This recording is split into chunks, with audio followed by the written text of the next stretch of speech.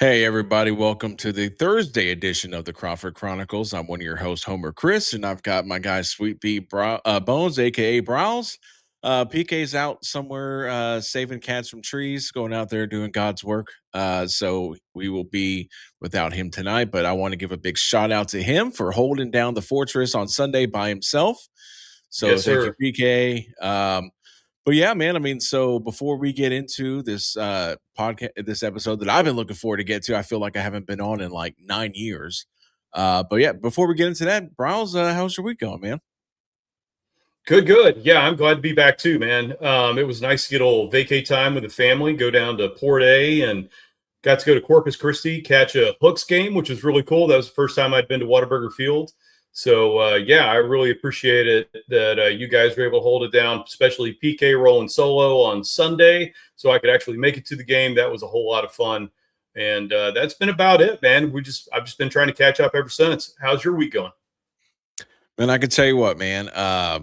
All Stars is over. I mean, as much as I was proud for Benjamin to make All Stars, but man, it was nonstop, nonstop. I mean, so now that that's over, I finally can take a big deep breath and I can actually watch Astros games and stuff like that. So definitely looking forward to the little bit of downtime that we have before we start getting ready for fall ball and all that stuff because that's going to be shortly around the corner as well. But yeah, Yes, let's go sir. ahead and get into what was the awesome series known as the Astros and the Angels. And before we get into that, I think all of us completely swung and missed on the predictions. I mean, we thought that we had our predictions pretty much nailed.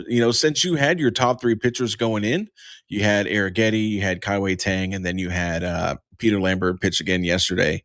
So I mean, going into the series, you felt pretty confident that this was going to be a winning series. You're coming off of a series win against the A's the series before that, but unfortunately, life said, "Hey, cool story. That's not how that's going to happen."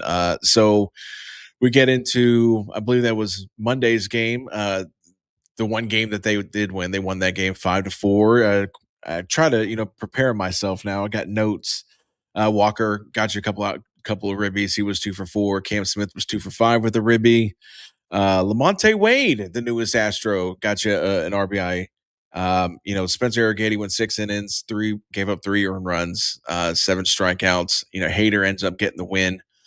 I don't know how much of the series that you got a chance to watch. I know you were out of town, coming back into town, and then once you get back into town, you got a lot of unpacking and stuff you got to do. So, I mean, just looking at the box scores, a game that the Astros won 5-4, and it was kind of like I don't want to say shocking, but definitely the way that Arrighetti's pitched so far this season, the fact that he gave up 3 earned runs, I'm almost like, holy moly, he got lit up, But hey, even though it's not, but yeah, man. So what were your thoughts on Friday's game, or I'm sorry, Monday's game? Yeah, this was the game I actually got to watch. It was really fun. Got to watch it out on the back patio from the RV resort, and just it was a good game. Arrighetti, yeah, you nailed it, man. He surprised me with getting touched up for 3 runs. I wasn't expecting that against the Angels, and especially coming off that last outing he had before that, where he really got touched up. So I figured that was going to be his get right game, and come in and just mow everybody down. That didn't exactly go the way he thought it was going to go. But at the end of it, it was a very exciting game. Arrighetti wasn't even in the scoring on that. We ended up getting the win out of Hader because it ended up going 10 innings. And then that was a really smart base running. If you guys saw that game in the 10th inning from Altuve, coming in and swiping home. That was what actually got us in there. And believe it or not, and I'm going to say this, believe it or not, you're only going to hear me say this one time this entire podcast. Brian Oh Brady boy, did something good. He got a save. yeah, yeah. I mean, but I don't want to give out a spoiler alert. He's gonna slowly get back on the typical Brian Abreu 2026 campaign that he's been doing. Yeah, I mean, I totally forgot about the Altuve swiping home on that info pop up. It kind of reminded me of like 2017 ALCS Altuve, where there was a Yep. couple of plays at the plate where he was gunned down by like 56 steps, but I can't remember who the catcher was. Was that Gary Sanchez that couldn't feel the ball at the plate? Was that Yeah, Gary? it was Sanchez. Okay, yeah. So, but as awesome as Monday's game was, Tuesday's game ended up being a big bucket of no bueno. Kai Wei Tang got touched up kind of early. I think he gave up 3 earned runs in like 6 innings, and then it just went down the crapper after that. Astros offense kind of disappeared. And speaking of the newest Astro, Lamonte Wade, he also earned the newest Astro to be on the IL because he had I believe it was a hammy, which turned out to be, was it a ham? Yeah, it was a hammy, which that No, turned it into was a hammy. a, I'm shaking my head because yeah, he's on the IL. yeah. And that turned into be not just a regular hammy, but it's a high grade hammy issue. Like they're saying that he's not coming back until they're already saying some portion in the second half of the season. So Lamonte Wade, I appreciate the 14 points you got me in fantasy for 2 games, but now I had to drop you because you're probably going to be out for the next 2 to 3 months. So with that, the corresponding move was calling back up Browns' number one guy. That would be Mr. Joey Loperfido, and that basically turned into an Astros 10-1 loss, I believe, and that was Wednesday's game. No, that was Tuesday's game. So a That whole was lot of Tuesday's nothing. game. Yeah, a whole lot of nothing exciting to talk about, just with the exception of you were hoping they would rebound, yesterday to go ahead and get the series win. This was again, this was a series that you should have probably pretty easily won, even with the injuries that you have. You got Hader back, Pena's back, Altuve's back, and before we spoil it, getting into yesterday's game, yeah, Browns, how did I'm sure it lightens your heart to see Loperfido back in an Astros uniform. However, the results of the game probably brought you back down to reality. Yeah, that was the only highlight was that Loperfido got called back up, and I'm excited to see him. But if you look at the box score on this, I'm telling you, Spada cleared out the entire bench. I mean, it's like that long. It's like starting and substitute, substitute, substitute, substitute the whole way up and down the roster. So he did a good job. I will say that in a blowout, at least, of getting these guys some playing time. But literally, those are really the highlights of that game. Kiwi Tang, like he, we've said this 100 times. I don't like him as a starter. I like him more as a relief pitcher. He is more comfortable as a relief pitcher. I feel like he's more successful as a relief pitcher, and I would like to see him there in the pen going forward. But right now, obviously, we didn't have that as far as a option. So he got to go in there, be the sacrificial lamb for the beginning of the game, and then the bullpen just blew it up from there on out. So yeah, that's about all I got to say. Yeah. So then that leads us into last night. So last night you're going into the series tied. You got Peter Lambert against Reed Detmers, and don't get me wrong, Reed Detmers is a pretty good pitcher. I mean, I think he's been one of their more solid, more reliable pitchers. He has dealt with some injury issues over the last couple of years, but definitely, I mean, he's still on the younger side. I think he's like 26, I think. Yeah, But yeah, definitely still a very good quality major league pitcher. And it just seemed like my thing was this. They ended up losing the game last night on a walk off. Our buddy Jose Abreu was at it again. Um, but like my takeaways from that game was the fact that like Espada is just, why are we continuously giving guys days off before day off? Like that makes no damn sense to me. Like, so he sat Pena for Shay Whitcomb. And don't get me wrong, man. Like, as a big Space Cowboys fan, like the last 2 or 3 seasons, we've really like we've gotten to where we've like really become really familiar with these guys down in Sugarland. We've seen them have see them go win the championship a couple years ago. But it's like, man, shoot, man. I mean, it's just like it hurts to see. And I know he had a home run last night, but man, Shay Whitcomb, he, after the home run, he's hitting 130, 130. And it's like, there's no reason to sit Jeremy Pena. You're going into this game, you're seven yeah. games under 500. You should be going out there and playing your best lineup, because you're playing catch up. At this point, you're playing catch up. Every series is a must win series until you get to the point where you're 15, 16 games over 500. So I just don't understand the resting guys before a day off, that makes no sense to me. I don't understand the Whitcomb. I mean, Bryce Matthews is like, I mean, and this hurts my heart to say it. Bryce Matthews is another one. Like, I'm starting, like I know we've had glimpses of Matthews, but I just don't see the reason that he's right now he should be getting everyday playing time. I understand the injuries, but I feel like you have some bats down in AAA that maybe could do something. But that's my long spiel for yesterday. Browse, what do you think? The bats that he's talking about down in AAA that he's hoping to have up is Kevin Biggio, by the way. So he meant to say bag of bats that has a name of Kevin Biggio on the side of it. So I anyway, was trying to keep that's it what he was anonymous. talking about. But yeah, no, I totally agree, man. It's well, I'll just help you out on that. But I anyway, no, appreciate it. I get it, man. Matthews and Whitcomb, dude, both those guys are really good, but at the same time, they're just not performing up here. So don't get me wrong. I'm not saying that they're not possibly Major League Baseball players in the future, or maybe even later in the season. But whatever they've got to go figure out, they need to go figure out in AAA. Get hot, bring them up, just like we did with Loper Fido, a couple years back.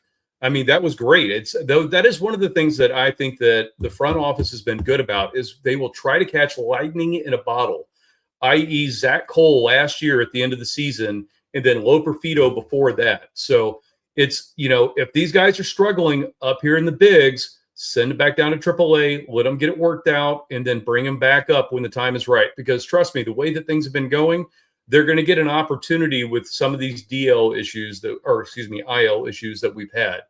Um, and then back to what you were saying about Pena, taking the day off and stuff like that. I do agree with you.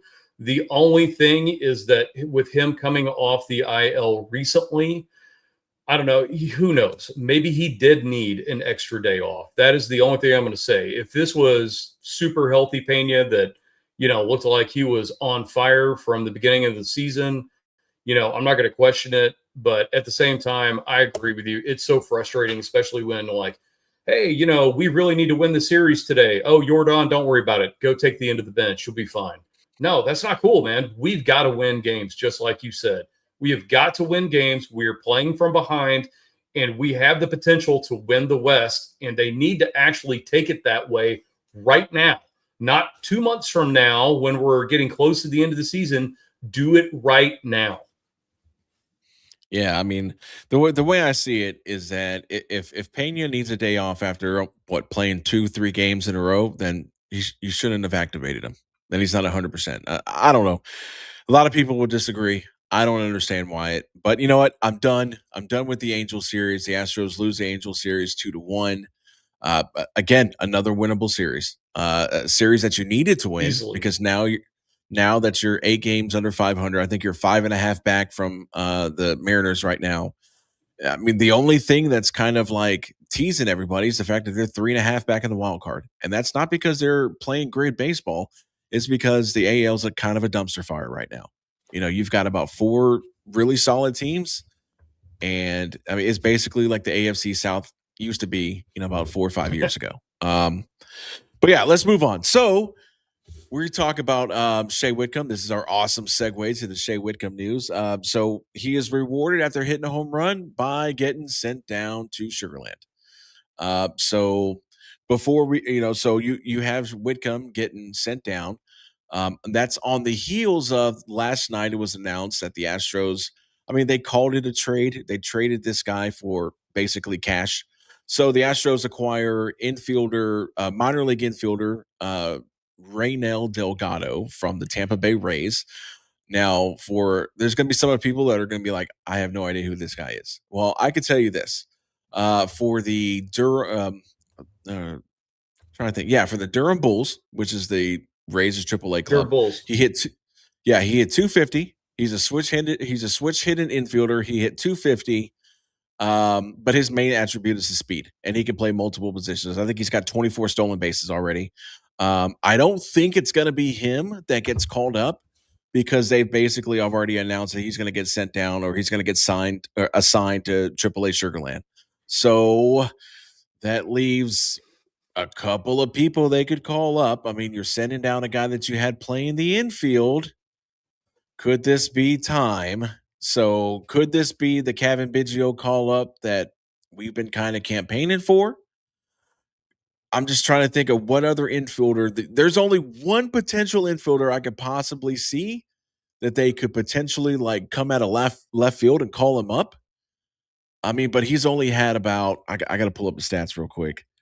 He's had 123 at bats for Sugarland. But like you said, the Astros are all about catching lightning in a bottle with these kids that they've moved up pretty quickly through their system. So I know you wanted to talk about a guy that you saw down in Double A Corpus. So the guy I'm talking about is who actually started the season down. I believe he started in Double A Corpus. His name is Piscano Ferraris. So that's the kid who they just who's played. He's got 123 at bats in Sugarland, 5 home runs, 23 ribbies, OPS of 869. He's hitting 301. So that's the only thing I can think about. But again, if you're going to call up these young kids, let them play. Don't call them up to be a backup. So the only way that kind of works is if you call up somebody like Kevin Biggio. But tell us about your guy that you were scouting for the Astros down in Double A Corpus. Yeah, that was a fun game. They got to play the Arkansas Travelers, and the guy that I was the most impressed with. I mean, don't get me wrong, their first two batters in the first inning went back-to-back home runs. So, that's a good way to start a game, right? That's always fun to watch. But the guy that I saw that I'm thinking, I'm like, okay, man, at the end of the season, when we get to call up, the expanded rosters and get a guy, it's Yamal Encarnacion. He plays second base right now for Corpus Christi. And that dude swiped 4 bags while we were there, including swiping home. I'm not kidding you. They walked him. He took second, third, and then home, and then took one more bag that game and had a couple of swipe bags the previous game, including home on the Friday game. So, I mean, this guy has been he's the fastest baseball player I've ever seen live. That's what I'm going to say with that. So I'm not going to say that he's coming up for any kind of, defensive, play or anything like that. Or, he's not hitting like 350 down in Double A. I think he was hitting like 235. But I'm guarantee you, like, if they need somebody on that expanded roster, especially if we get to the playoffs, just watch.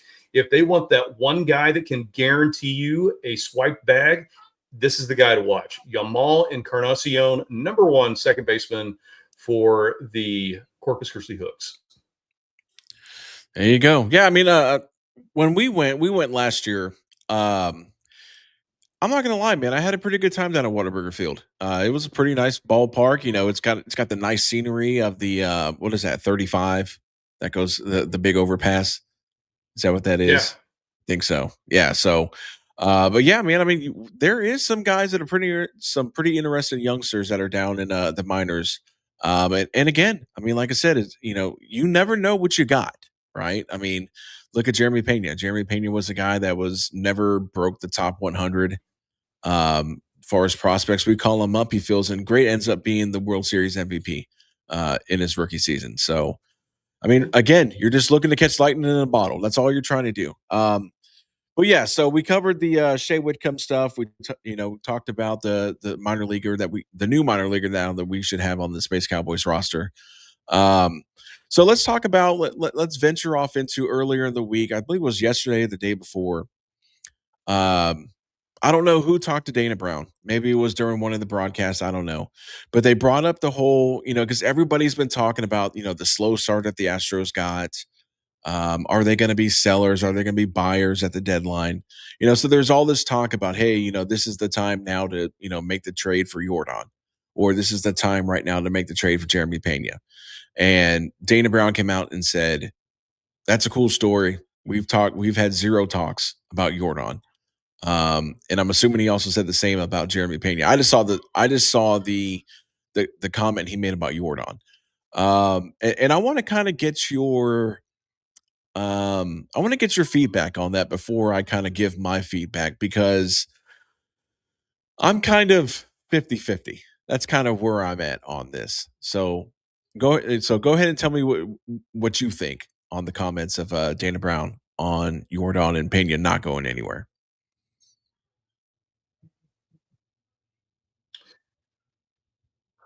So I 100% agree on the Pena one. I know he's making, I believe now through what is man contract end.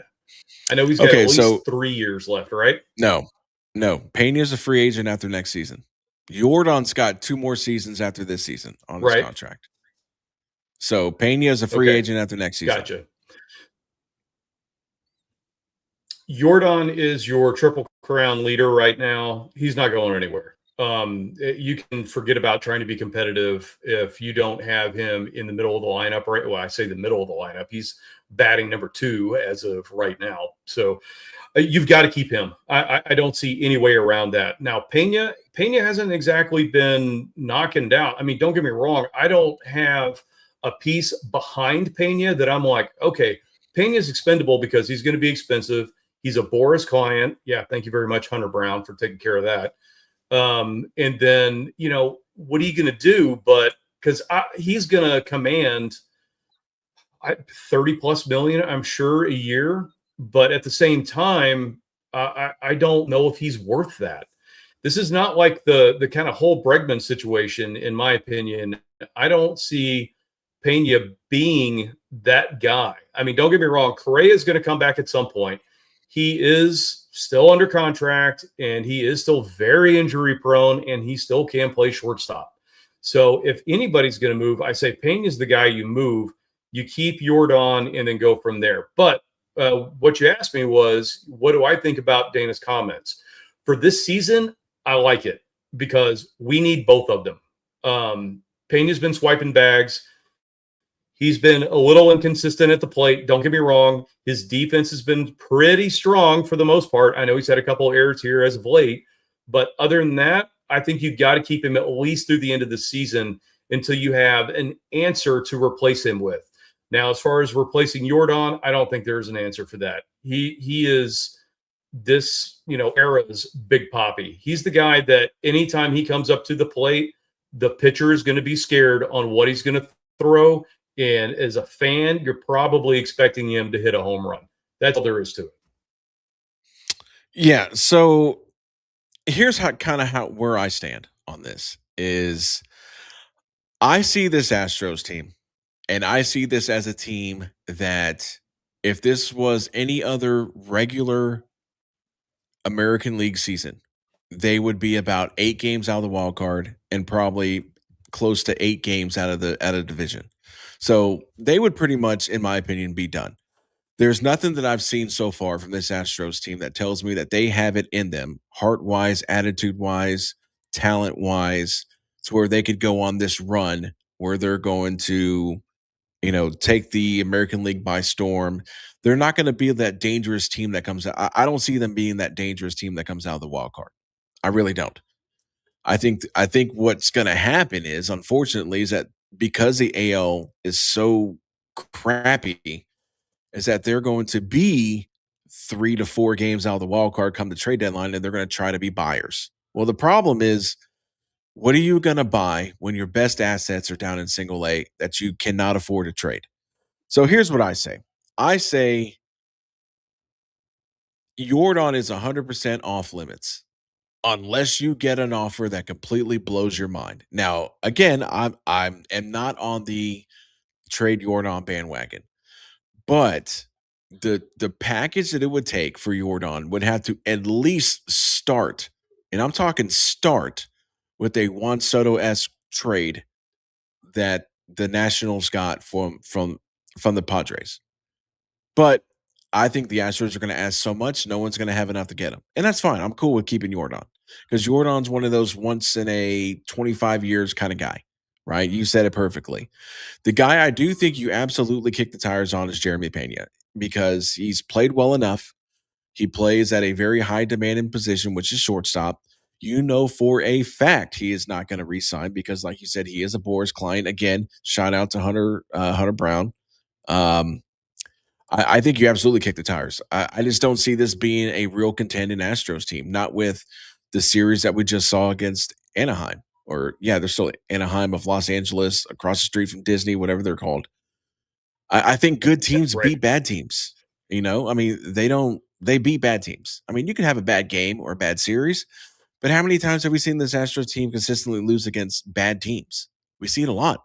They got swept by the Rockies. I mean, so I just don't see it. I think at best, this team limps into the wild card like they did 2 years ago in their first round and out.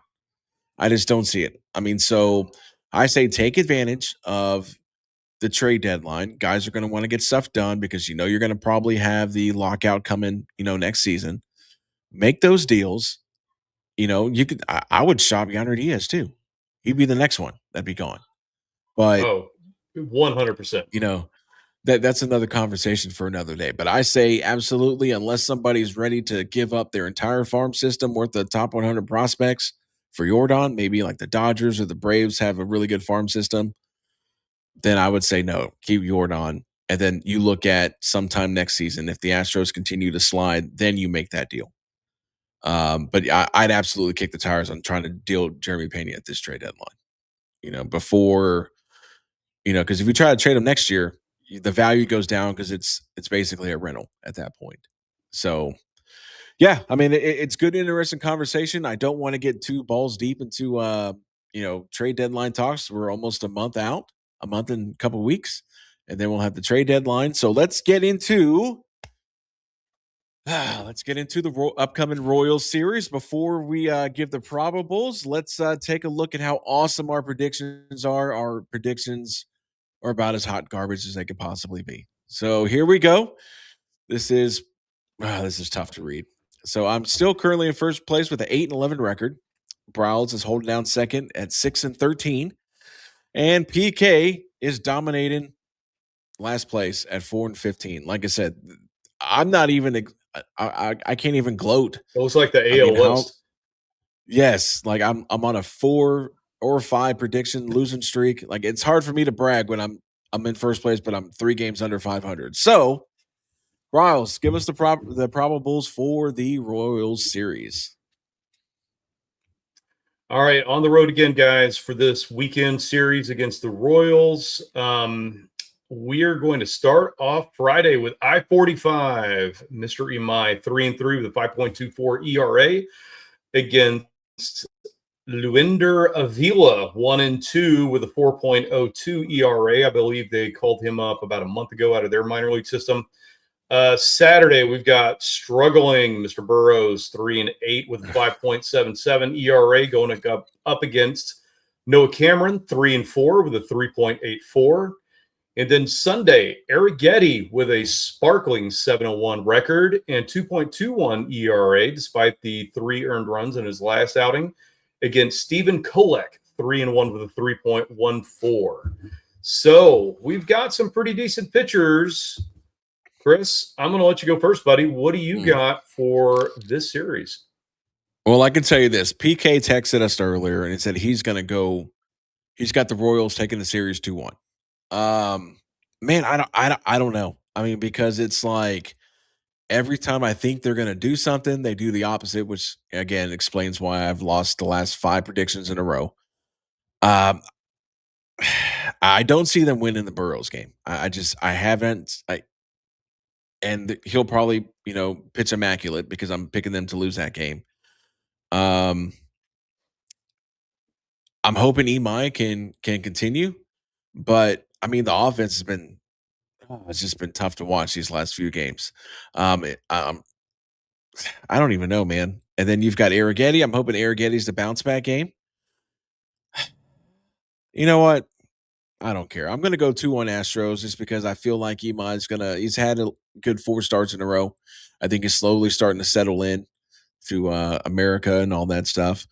And I think Sunday is going to be Arrighetti's. Okay, I kind of got touched up a little bit. I'm going to get back to being Arrighetti that I was earlier in the season. So I'm going to go 2-1 Astros. All right, so here's what scares me. The Royals aren't exactly doing much in the AL Central. The very surprising Chicago White Sox, by the way, with the AL Rookie of the Year as of right now, are leading the AL Central. Yes, if you did not know that, go check the standings. They are technically leading the AL Central. So here's my one concern. We went into Anaheim of Los Angeles in California, and we should have taken all three of those games, and we only took one win out of there.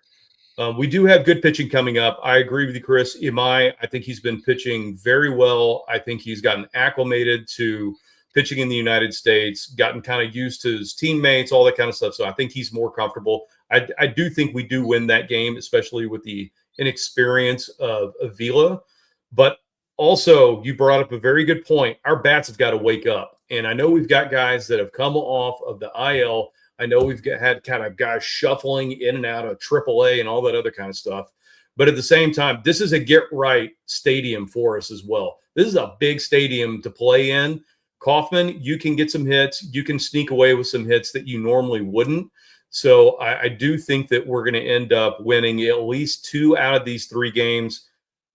I don't know about the Burrows game. I think we lose that one. And I think Arrighetti, this is finally his get-right game after he got blown up 2 starts ago, especially against Stephen Kolek. I mean, don't get me wrong, he's 3-1 with a 3.14 ERA, but at the same time, he doesn't have the experience as well. So I think he's due to probably get tuned up just a little bit on Sunday. Now, this is also assuming Espada doesn't play his want-to-get-away team, and put the goon squad out there that's at the end of the bench. So we'll see who ends up getting a break while they're packing their bags and about to jump on a Southwest flight. But other than that, that's what I got. I'm going Astros take 2 out of 3, and hopefully we take 3 out of 3 and we're all wrong. Yeah, that would be fantastic. That I wouldn't mind being wrong if the Astros came in there and swept. I mean, but again, is it getting your hopes up because then they head back home for Detroit, or is it, hey, are they finally turning the tide? I mean, so I've been waiting for this tide to be turned for a while now. But yeah, I want to thank everybody that has taken the time to watch this tonight. And again, we will be back live, hot, ready to rock and roll on Sunday night. Hopefully, PK will grace us with his presence. We'll see if he does or if he does not. But I'm one of your hosts, Homer Chris. I got my guy Browse over here. You're listening to the Thursday edition of the Crawford Chronicles. You guys have a fantastic weekend. We'll catch you guys on Sunday. Let's go Horns in Omaha. Yeah. And we need to get together and do another Space Cowboys trip. Yes, sir.